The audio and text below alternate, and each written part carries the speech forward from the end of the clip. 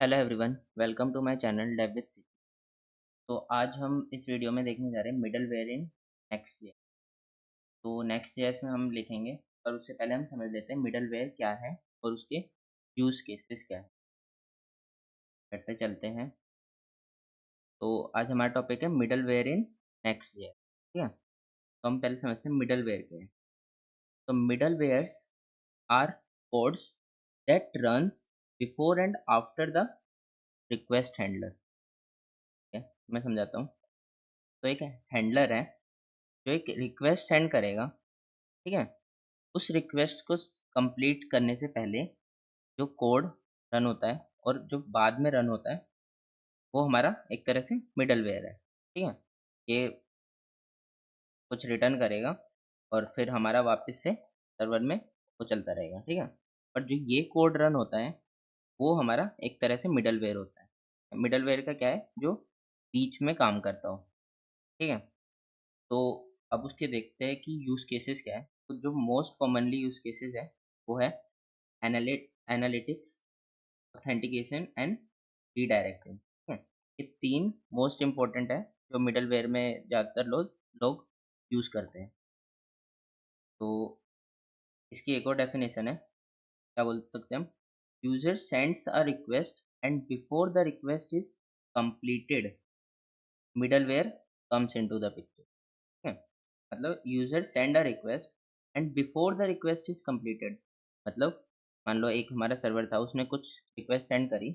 अब उसकी रिक्वेस्ट, वो रिक्वेस्ट कंप्लीट होने से पहले जो कोड हम अपना लॉजिक लिखेंगे या फिर बाद में जो हम अपना लॉजिक लिखेंगे वो हमारा मिडलवेयर होता है। ठीक है, वहाँ पे हमें मिडलवेयर की जरूरत पड़ती है। तो वन बाय वन देखते हैं एनालिटिक्स, ऑथेंटिकेशन एंड रीडायरेक्टिंग कैसे क्या क्या होते हैं। तो सबसे पहले देखते हैं एनालिटिक्स।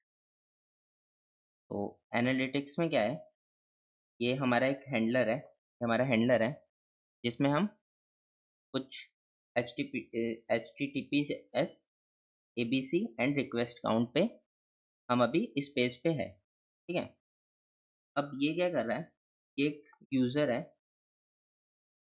मान लो ये यूज़र है, कि जब जब भी इस पे आता है, जब भी इस पेज पे आता है तो ये क्या करेगा, एक एक काउंट इंक्रीज कर देगा। ठीक है, तो उसको हम कैसे करेंगे, हम उसको मिडलवेयर से कर सकते हैं। तो जब भी हम किसी भी पेज पे आएँगे, तो हम एक काउंट को अपना इंक्रीज़ कर देंगे। यहाँ पे मैंने एक्सप्रेस का कोड लिखा हुआ है, जिसमें पहले है मैंने एक्सप्रेस को इम्पोर्ट किया है, फिर इनिशियलाइज़ किया है एंड एक ग्लोबल वेरिएबल रिक्वेस्ट काउंट से बना दिया है। इस यहाँ पे हम अपना डेटाबेस भी लगा सकते हैं। ठीक है, फिर मैंने ये मिडलवेयर यूज़ कर लिया। ये मिडलवेयर क्या कर रहा है कि जैसे ही कोई भी यूज़र यहाँ पे आता है, वो क्या करेगा, उसकी रिक्वेस्ट काउंट इंक्रीज़ कर देगा, मतलब 1 कर दिया इसने, एंड देन क्या करेगा, उसको सेंड कर देगा नेक्स्ट के लिए, है ना? और फिर उसका आगे का प्रोसेस कंप्लीट होगा। ठीक है, ये एनालिटिक्स में हो सकता है। एनालिटिक्स में और क्या हो सकता है, हम रिक्वेस्ट काउंट की जगह कुछ भी कैलकुलेट भी कर सकते हैं। ये तो मैंने जस्ट एक एग्जांपल के लिए लिया है। यहाँ पे हम कुछ भी कैलकुलेट भी कर सकते हैं। ठीक है, यूज़र का डेटा या फिर कुछ भी, है ना? तो एक यूज़ केस हो गया एनालिटिक्स में। अब दूसरा देखते हैं। दूसरा है ऑथेंटिकेशन में। ठीक है, तो नेक्स्ट में ये इतना यूज़ नहीं होता, क्योंकि हमारे पास नेक्स्ट ऑथ एक लाइब्रेरी है जो हम मोस्टली यूज़ करते हैं ऑथेंटिकेशन के लिए। ठीक है, अगर हमें स्क्रैच से बनाना होगा तो हमें मिडलवेयर का यूज़ करना पड़ेगा, है ना? तो उसमें ये यूज़ होता है। तो ऑथेंटिकेशन में कैसे होगा कि हम मान लो लॉगिन पेज पे हैं, वहाँ पे कुछ यूआई ऐसा है, नेम है, ईमेल है, पासवर्ड है एंड सबमिट बटन है। हम जैसे ही नेम फिल करेंगे, ईमेल फिल करेंगे, पासवर्ड फिल करेंगे एंड सबमिट पे क्लिक करेंगे, तो एक मिडलवेयर कॉल होगा जो क्या करेगा, उसको वेरीफाई करेगा, क्या ये यूज़र की डिटेल सही है। अगर सही होगी तो वो आगे मूव कर देगा उसको, है ना? एंड अगर नहीं सही होगी तो बोल देगा कि यूज़र इज़ अनऑथराइज्ड, है ना? तो इसमें भी हमारा एक एक तरह से हम मिडलवेयर यूज़ कर रहे हैं। ठीक है, ऑथेंटिकेशन भी हो गया। और मेनली हम ऑथेंटिकेशन के लिए नेक्स्ट ऑथ लाइब्रेरी यूज़ करते हैं, है ना? अब देखते हैं हम तीसरा अपना रीडायरेक्टिंग। तो रीडायरेक्टिंग भी सेम ही है। उसमें क्या करेंगे, लेट्स सपोज़ हम एडमिन पेज पे हैं। अब हमें एडमिन पेज को शो नहीं करना, जैसे ही यूज़र कोई एडमिन पेज पे आता है, तो हमें क्या करना है, उसको रीडायरेक्ट करना है साइन इन पेज, ठीक है? तो उसके लिए भी हम एक मिडलवेयर लिख सकते हैं। तो हम क्या करेंगे, जब भी हम एडमिन पेज पे आएँगे, हम उसको क्या करेंगे, रीडायरेक्ट कर देंगे साइन इन पेज पे, है ना? साइन इन पेज पे उसको रीडायरेक्ट कर देंगे। यहाँ से वो रिक्वेस्ट क्या होगी, वो रिटर्न क्या करेगा, नई यूआरएल साइन इन पेज पे, तो वो रीडायरेक्ट कर देगा,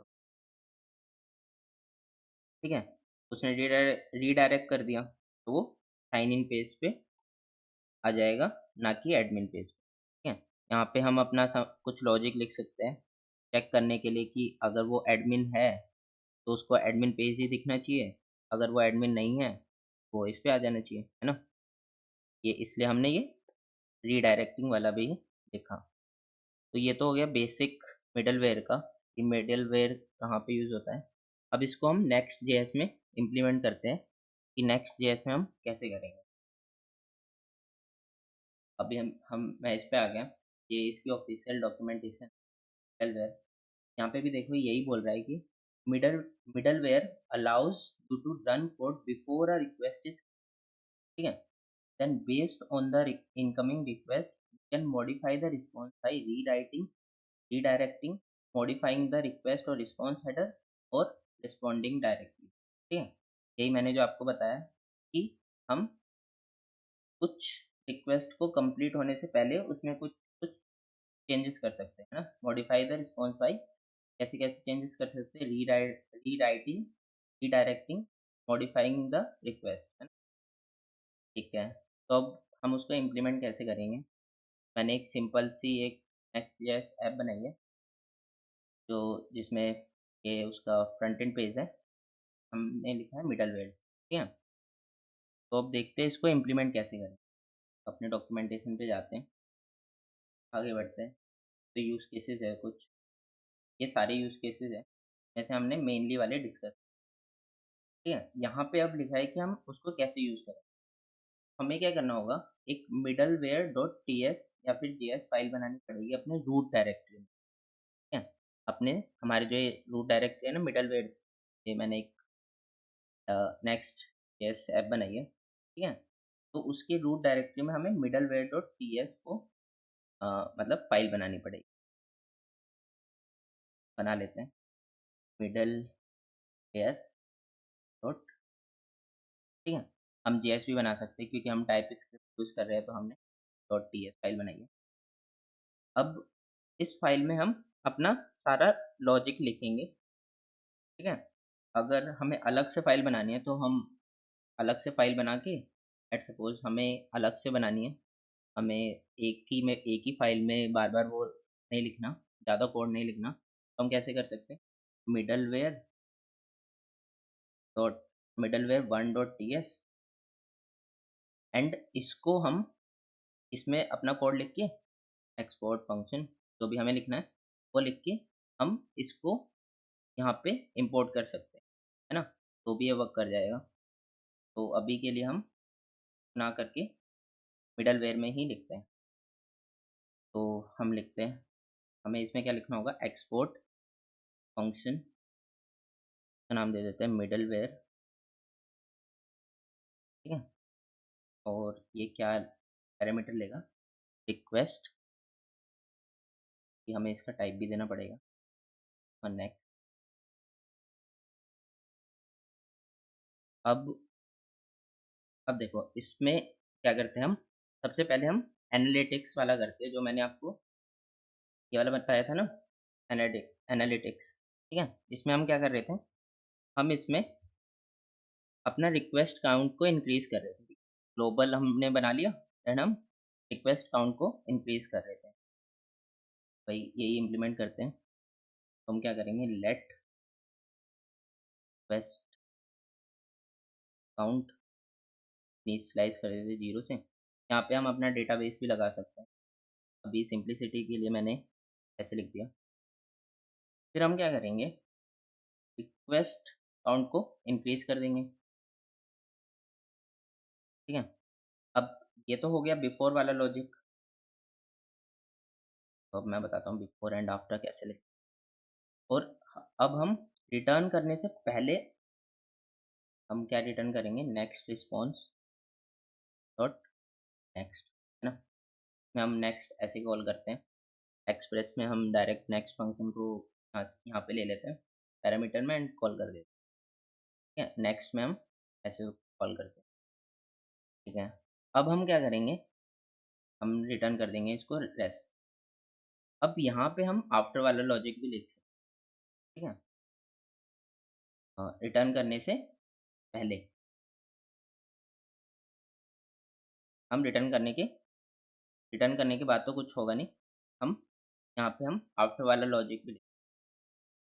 ठीक है, तो ऐसे हम बिफोर और आफ्टर वाला लिख सकते हैं। यहाँ पे कुछ लॉजिक लिख, या तो कैलकुलेशन के लिए या फिर कुछ करना हो, है ना।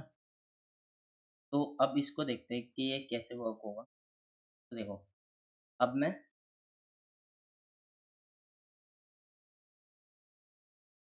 क्या करता हूँ, यहाँ पे कंसोल डॉट लॉग कर लेता हूँ ताकि हमें दिखे भी कि हमारा रिक्वेस्ट काउंट क्या है। नाम दे काउंट।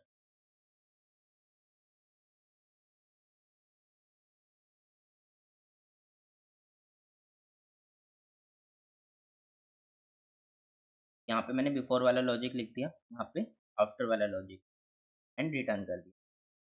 अब देखते हैं, अब हम अपने इस पे आए, रिफ्रेश किया। अब देखो रिक्वेस्ट काउंट 1 हो गया, है ना। अब ये रिक्वेस्ट काउंट इतना कैसे हो गया, मतलब हमने तो एक ही बार रिफ्रेश किया कि 1 2 3 4 5 6 7 8 तक क्यों जा रहा है, क्योंकि ये काफ़ी, अगर हम इसको इंस्पेक्ट करके देखते हैं और हम नेटवर्क टैब में जाते हैं।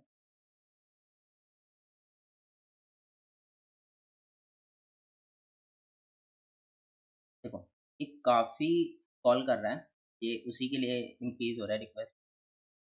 तो ये मिडलवेयर क्या है, ये फ्रंट एंड के लिए भी यूज़ हो रहा है। और यहाँ पे देखो, हम एपीआई हेलो राउट डॉट, जो हमारा बैक एंड है सिंपल सा, में हमने कुछ नहीं, हेलो मिडलवेयर रिटर्न कर रहे हैं।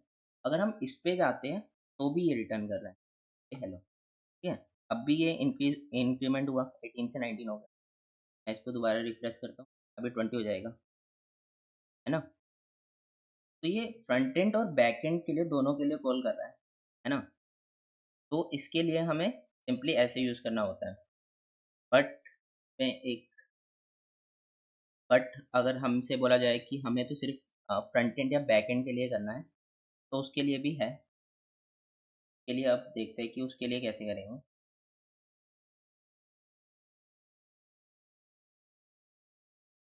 तो ये हमारा हो गया मिडलवेयर इम्प्लीमेंट। ठीक है, सिंपल सा था, ऐसे ही इम्प्लीमेंट होता है, काफ़ी सिंपल है इसमें।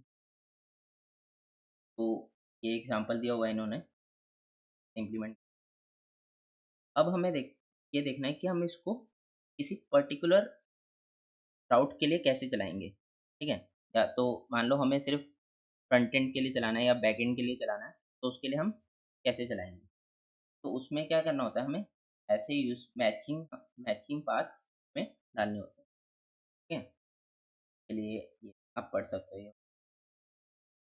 तो उसके लिए हमें ऐसे ये ये वाला कोड लिखना पड़ता है। क्या है, export const config matures, and फिर हमें पाथ देना होता है जो हमें करना है। तो हम यहाँ पे दे देते हैं एपीआई, मान लो। ठीक है, एपीआई के बाद कुछ भी होगा, मान लो यहाँ पे हेलो है, या फिर मैं एक और राउट बना देता हूँ ए नाम से, तो वो भी तब सिर्फ उसी के लिए ये वाला मिडलवेयर यूज़ होगा। तो अब देखते हैं, इसको सेव करते हैं। अब देखते हैं कि सिर्फ अगर मैं फ्रंट एंड पे रिफ्रेश करता हूँ, तो अब ये काउंट इंक्रीमेंट नहीं हो रहा। देख, रिफ्रेश काउंट 4 था ना, मैंने इसको दोबारा रिफ्रेश किया तो अभी भी ये इंक्रीमेंट नहीं हुआ। और अगर मैं अपने बैक एंड राउट पे जाता हूँ, एपीआई हेलो पे, और उस पर टैप करता हूँ, तो अब देखो उसका काउंट बढ़ गया, है ना, 1। अगर मैं दोबारा रिफ्रेश करता हूँ तो बैकएंड राउट के लिए वर्क कर रहा है, जो हमने मैचर दिया उसका, मतलब एपीआई और पाथ। ठीक है, एक तो मैचर ये हो गया, और इसमें काफ़ी सारे मैचर्स दिए हुए हैं, पढ़ सकते हैं। तो you can match a single path और multiple path with an array syntax. तो अगर हमें मल्टीपल पाथ देने हैं, तो हम एक एरे सिंटैक्स से उसको पास कर सकते हैं। कैसे पास करेंगे? तो हमने सेम वो मैचर्स, हम एक एरे बना के, तो हम एरे बना के इसमें अपने जो भी पाथ्स हैं साइन इन, फिर उसके बाद साइनिंग के बाद कुछ भी राउट हो तो पाथ एंड स्टार, और हम कुछ भी दे सकते हैं, डैशबोर्ड।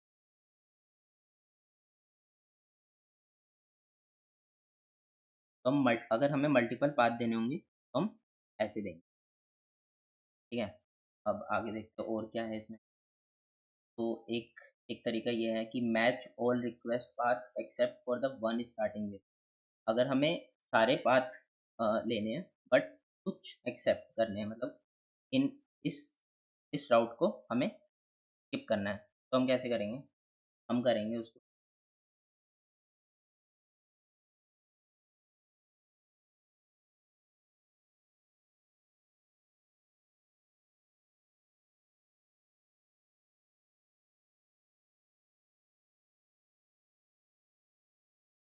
देखो हटा देता हूँ।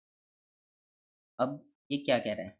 देखो, मैं कह रहा है कि नोट नोट, फिर एपीआई, एपीआई राउट को स्किप कर दो, एपीआई को स्किप कर दो, नेक्स्ट स्टैटिक वाले को स्किप कर दो, नेक्स्ट इमेज वाले को स्किप कर दो, हैव आइकन वाले को स्किप कर दो। ऐसे ही हमें और भी कोई स्किप करना होगा तो हम और लगा के एंड स्किप कर सकते हैं। जैसे मान लो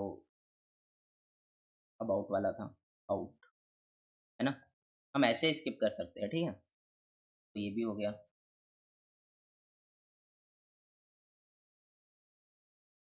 तो और क्या है? और ये है match all request path except for the one starting with, कि इससे स्टार्ट होगा तो हम स्किप कर देंगे, यही से या फिर नेक्स्ट। ठीक है, उसका टाइप भी दे सकते हैं, हम इसको पढ़ सकते हो बाकी। अब देखो, ये तो हो गया कि हम पर्टिकुलर उस पर दे सकते हैं। अब मान लो हमें पर्टिकुलर एक फाइल के लिए देना है, तो हम कैसे देंगे? तो इसमें बहुत अजीब तरीका है, तब हमें इफ एल्स से ही को स्किप करना पड़ेगा। रिडायरेक्ट के लिए मेनली यूज, वो भी करते हैं हम, तो मैं हटा देता हूँ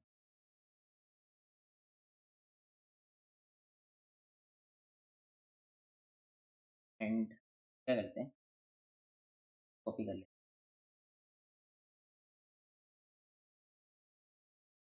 हैं। यानी ये वाला कॉपी किया है, कंडीशनल स्टेटमेंट। इस ये भी हम एक तरह से मैचर्स ही है, पर हमें कुछ पर्टिकुलर फाइल के लिए देना हो तो हम इसको ऐसे करते हैं, इफ एल्स कंडीशन लगा के। तो अब मैं क्या इम्प्लीमेंट कर रहा हूँ, पर देख लेते हैं। अब मैं इम्प्लीमेंट करने जा रहा हूँ अपना रीडायरेक्टिंग वाला केस,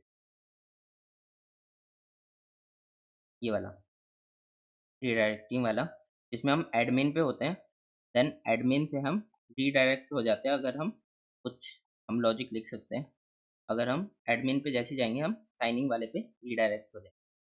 ठीक है, ये वाला हम लिखते हैं अब लॉजिक, ज़्यादा हार्ड नहीं है, सिंपल सा ही है। मुझे क्या करना है, अगर मैं एडमिन पेज पे आता हूँ, ठीक है, तो मुझे क्या करना है, यहाँ से रीडायरेक्ट करना है। रीडायरेक्ट कहाँ पे? कहाँ पे करना है? साइन इन पेज पे। ठीक है, सिंपल सा लिख दिया ये, और इसको तो हटा देते हैं। हमने क्या लिखा कि अगर हम एडमिन पेज पे आते हैं तो हमें कहाँ रीडायरेक्ट कर देगा वो? Sign in page. सेव करते हैं। अब देखते हैं चेक करके वो रीडायरेक्ट कर भी रहा है या नहीं। हम अपने API hello and press enter. अब जैसे ही मैंने एंटर किया ये रिक्वेस्ट चल रही है।